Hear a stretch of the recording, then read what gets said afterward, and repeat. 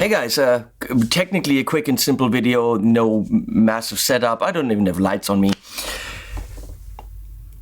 I'm playing a gig with Rafael Cano, singer-songwriter material. This time around, we were gonna play with the drummer. So we said, cool, Henning, you play electric guitar. Hey, I get to play electric guitar on stage with songs I love. And what a great opportunity to test a rig idea I had. So I'm going to take the RCF 110 monitor that I tested in my FRFR video, and I'm going to go modular, but kind of different. I built myself a little board, this is the test version, with all the UAFX pedals. So we got some modulation just in case I need it and I have the pedal, but then we've got a Vox, a deluxe reverb, a Tweed, so the Ruby, the Dream, the Woodrow, and then delay in the Starlight and reverb in the Golden Reverberator. All this, and that's the cool thing, completely freaking stereo. Whoop, look in the back, completely freaking stereo. That's going stereo into the canvas from Walrus Audio so that I can go stereo to front of house. I'm taking this mono out into my FRFR so that I can hear on stage. The whole thing is powered by Chox DC7. I even have a little bit of spare power, and the drive sounds of these can get very harsh depending on the guitar I'm using. As pedal platforms though, they're fucking ridiculous, and as clean, fucking ridiculous. The Ruby driving by itself, ridiculous, but I want a drive pedal. So I'm using the Volta, which I discovered in Italy, 1987, one of the most amazing drives ever, in front of it. But you can see I have no space. I also need a tuner. So am I going to use the Strobo Stomp or the D'Addario? The benefit of the Strobo Stomp is I can chain power through, and I only need one power to go to it, and then I can chain power through. Also, it already has Velcro on it. Big plus. Now I need a bigger pedal board. So here's what I did. I contacted, this is a messed up story, and I apologize to the companies involved. I contacted D'Addario and I said, let's check out your new Expand pedal board. I need the big one because I need more space. And they tried to help me. Thank you very much. They can't get it here in time. I had a hunch, so in parallel, because I'm an ass, while talking to my friend Benjamin from Mono and Heritage Guitars, I said, hey, wait, you've got a pedal board. Would you mind sending me one? Because I would like to use it for the gig. As it happens, the D'Addario pedal board did not arrive in time. The Mono did. And then I just said, look, in all fairness, I'll test both of them because I have a gig in Frankfurt in the football stadium with like 1,000 musicians called the Grand Jam, huge thing that Thomann invited me to. They're putting on the whole thing, and I was going to use the same board. So I was going to take all the pedals and put them on the D'Addario board and test both of them in realistic situations. However, today, the Grand Jam fell through. So I'm going to have to find a different use for the D'Addario board or just make a video about it without actually playing it on stage. And the drummer for Rafa's gig, which we're going to rehearse tomorrow, got COVID. God, this day has been long. There's been a million other things going on today. Gear Street planning, slideshow videos, editing a 1.5 hour video that comes out on Tuesday. Ridiculous stuff. So, I also did a little bit of social media magic and found us a drummer that we don't know. So tomorrow we have a 3-hour rehearsal for 10 songs that he just got tonight that I haven't even played in a long time. So we have 3 hours to get the gig together, and on Wednesday is the gig. I can probably practice a little bit before that. But I need to build the board. I mean, I'm done today. I'm sweaty, I'm icky. I just want to go on the freaking couch. But I can't because I need the board tomorrow. So I'm going to transfer this board onto this. And this is bigger than I expected, she said, haha. I love mono cases. They are freaking awesome. And so I knew that the case for it would be a good soft case. And then I saw pictures and I was like, wait a second. That looks like the Fender boards, but these mono boards have been around longer. So there's a very good chance that Fender got inspired by mono. It's very similar to the Fender board. It doesn't have a tray for a power supply, but on the Fender board, if you remember my video on the new silver Fender board, where actually the case is also very, very nice, those little feet were just rubber things sticked on. That's not a wood, stuck on. And I said to Benjamin from Mono, I'm like, it looks like you are having the same thing. It only looks that way. They are very safe. But I mean, you open this and just the padding on here, this is probably a good 2 centimeters of padding. Your pedals are safe in this mono case. And it is an ultra sexy board. I'm not gonna Velcro it all up. I'm gonna make sure it stays freaking sexy. And it's as simple as a pedal board can be. Look at this. It's literally one piece of metal. There's actually nothing stabilizing this here. And I tested it, it's freaking solid. It's one extremely elegant piece of metal with a big hole in here. I like that. And these actually do not come off. I actually tried violently. So well done.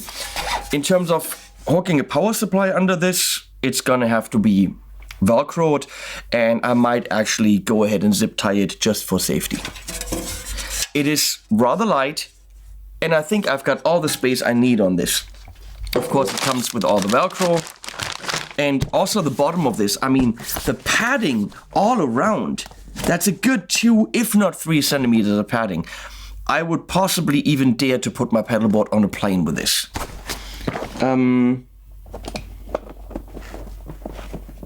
Okay, I'm gonna have to say this. In all fairness, I bitched at the Fender case and I said it's not professional because these clips for the strap were plastic, not metal. And I kind of was repeating what Andy said, because he said Fender calls it a professional pedal board, and how is it professional if it's plastic? I would dare to say that nothing is more pro than mono. The price and the quality is, you know, as high as it gets. And they also use plastic. So I'm just gonna say this is very good plastic, as probably is the Fender. So I apologize to Fender for calling it not professional. I think it can be professional if it's plastic. On the actual case, this is metal with serious stitching around. I mean, you know, and there's a handle here. There's really pointy spikes here at the bottom, rubbery. When you get a mono case, it will last a lifetime. The zippers are very, very pro. This is a very good case. So it's better than the Fender. The Fender was already good. But looking at the plastic here and saying this is not professional might have been a mistake. So I apologize to Fender for calling it unprofessional. So now I'll tilt the camera down and change that board. That's all I'm doing today. So you can hang with me or not, whatever you want to do.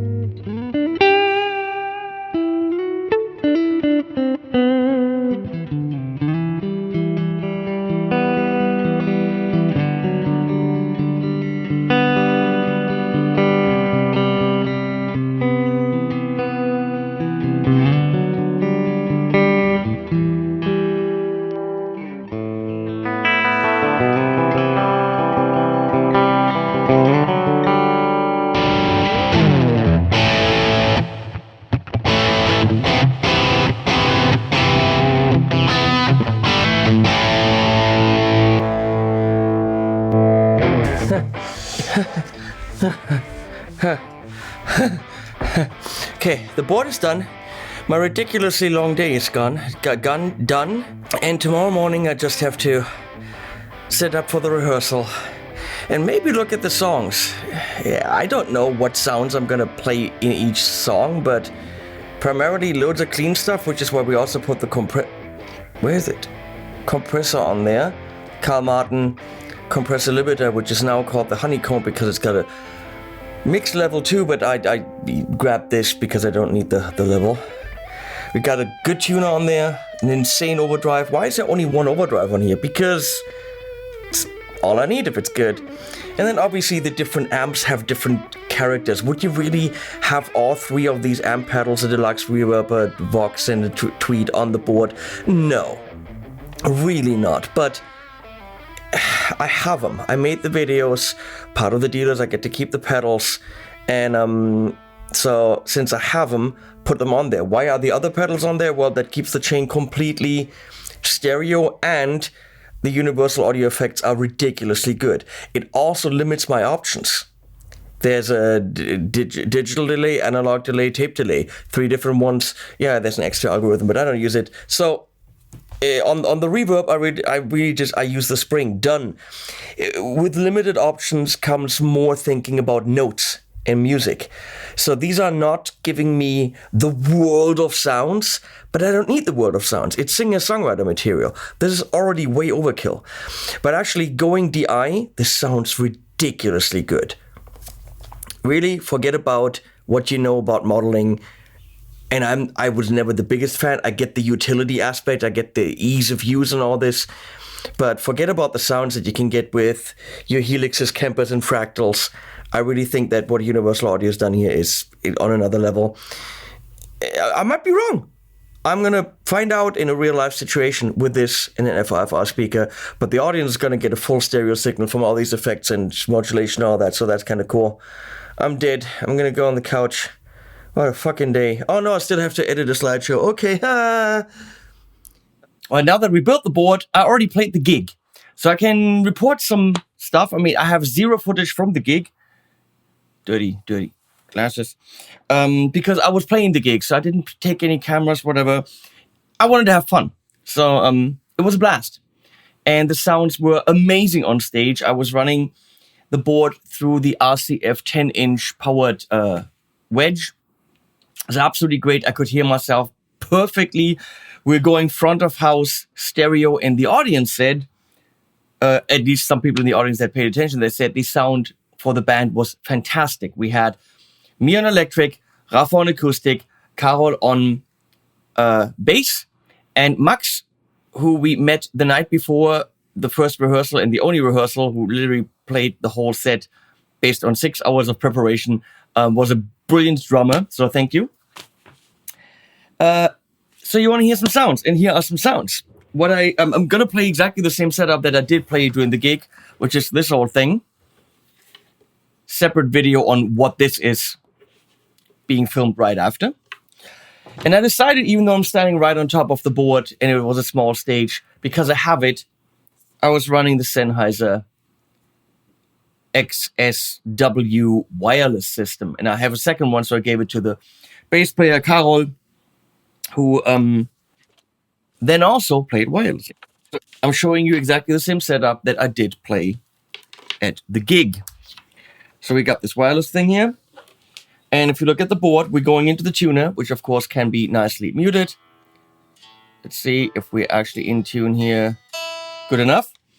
Then we're going into the comp, which is then going into the drive, which is then going into the Astra modulation, which during the whole gig I didn't turn on once. Vox, Fender, Tweed, Vox, deluxe reverb, Tweed, delay, and reverb. And I had the reverb on a little bit of spring for everything, except for some special sounds where I had a second preset. And on this configuration, it's not a clever board, and they're not clever pedals, because look what you have to do. To turn the delay on, you have to kind of tippy-toe like this. To not push both buttons, not to step on this, it's great that those pedals are all top-loaded. It's great that you can get them really close together. It makes no sense to get them really close together because then you literally can't switch them. If you have them really side by side, then you have to kind of do this with your foot, like a side step thing, because otherwise you're stepping on both. Obviously, having them on a looper switcher makes sense. Then you can get them really close together. But I have them in series. So starting with the Astra modulation, they're completely going stereo into the canvas. The canvas was going with the through mono into my monitor speaker and then actually stereo out to the audience front of house. So here we go with some sounds. Gonna start with a straightforward clean from the Dream with a P90 here.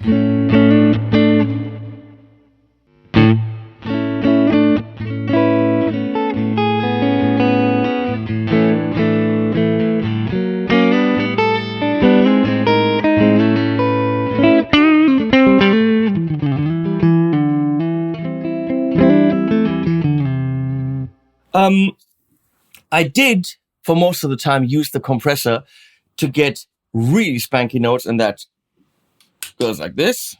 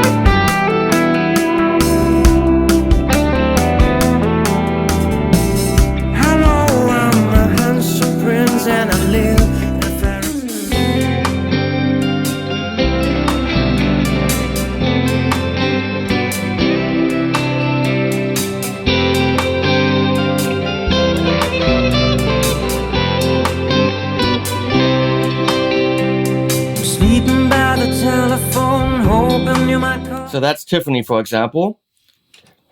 Tap it carefully.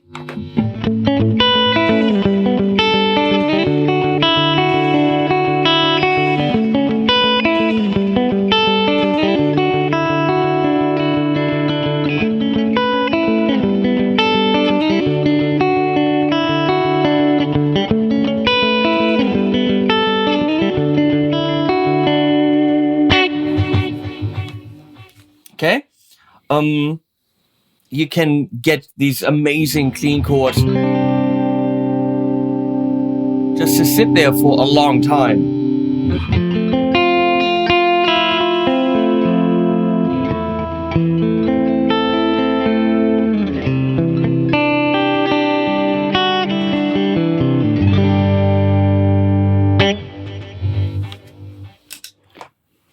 Then I had a straightforward classic rocky sound with the Vox, pretty much just this.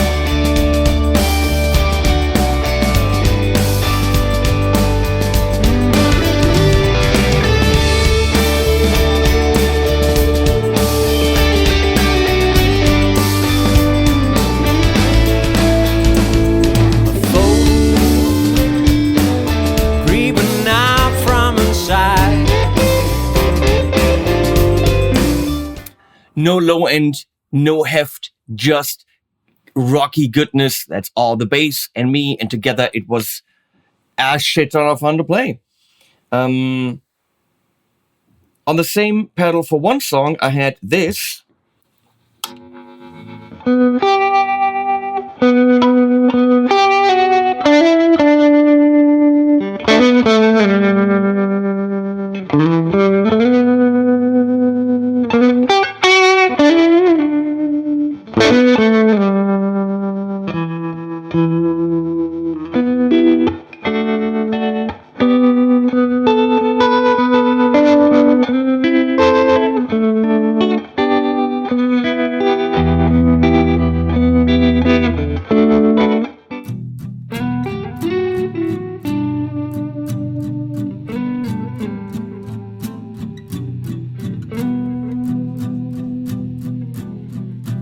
Time flying by, thoughts are trapped inside a black hole.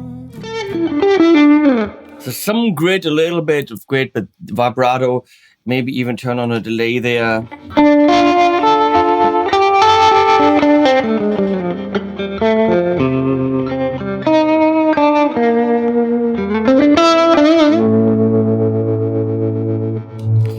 So for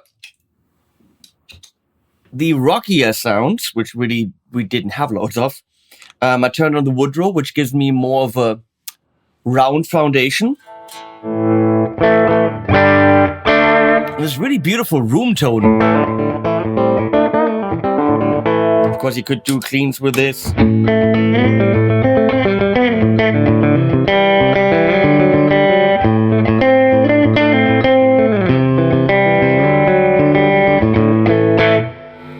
But I used the 1987 to add drive to this. So this is the clean.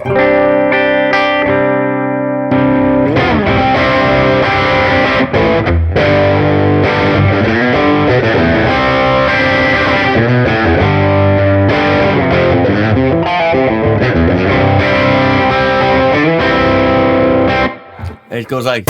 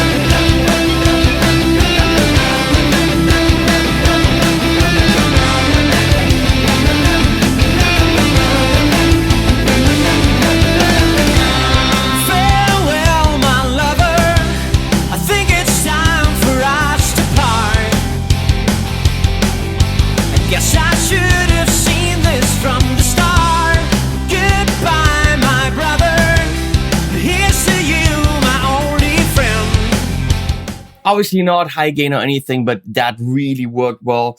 Then for leads, turn on the delay and push it to 11.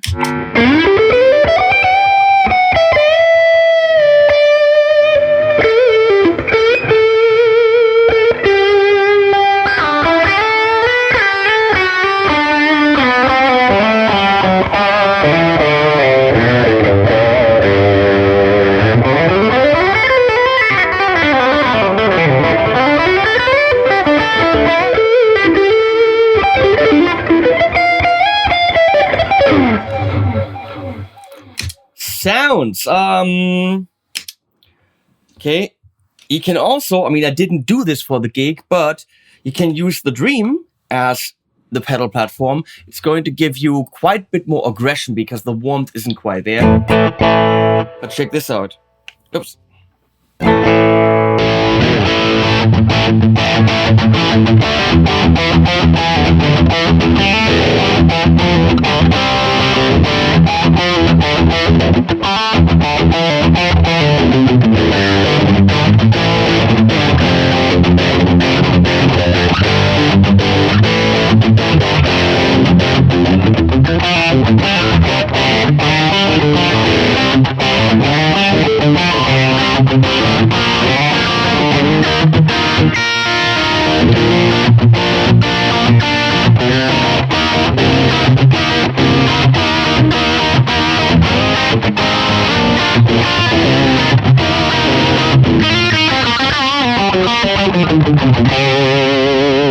I mean, when it comes to metal-y kind of sounds, you can get heavy shit out of this with the 9087 and the Dream, which isn't your go-to metal sound at all, but damn, it can rock.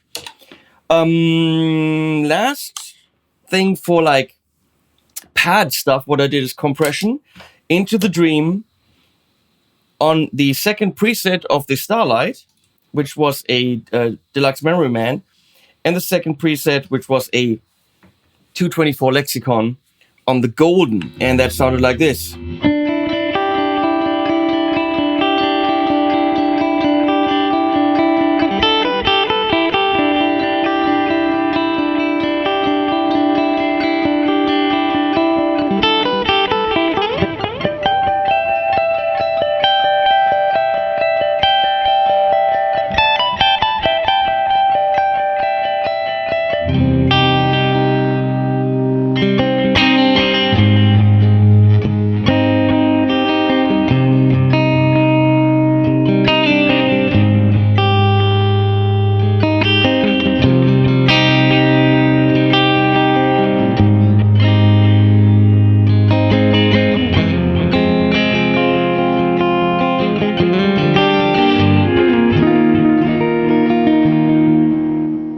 Something along those lines.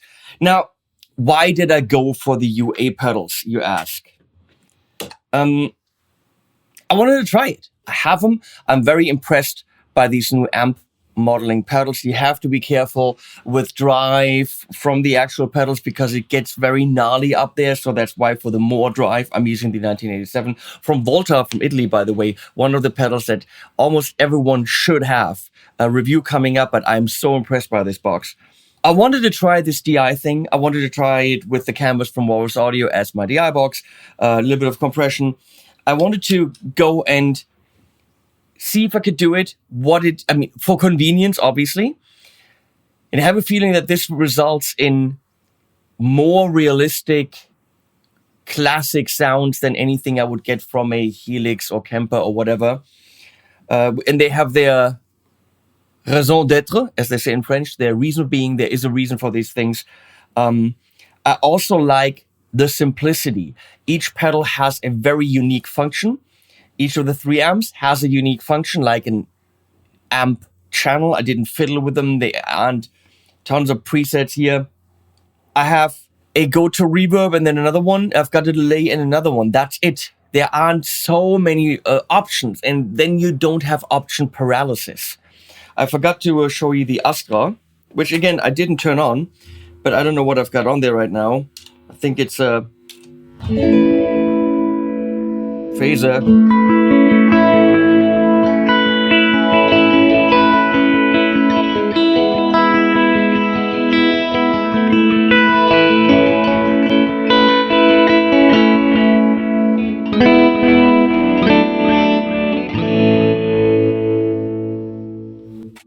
Yet again, I didn't use any of this. So that was my experience with this board. I love the mono board. It performed admirably. Loved the gig bag. Totally did its job. As for controlling the pedals the way that I have them set up, not the easiest. So I would really want a looper switcher. But then I wouldn't have been able to do all stereo all the way through. There's a benefit of doing it this way if all the pedals are stereo.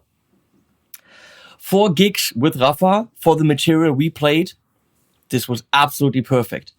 I took this guitar, I took an Ibanez AZ as a backup, I took that board and that one relatively convenient small speaker, and I was done. I had 4 things. And I was going wireless, all that stuff. It did the job perfectly. We only played 40 minutes, so putting a big-ass rig on stage would have been stupid. I hope that told you something. If not, then you still watch the video. I'll see if I can put some links below to all the stuff and watch the video about this thing. And I was at the end.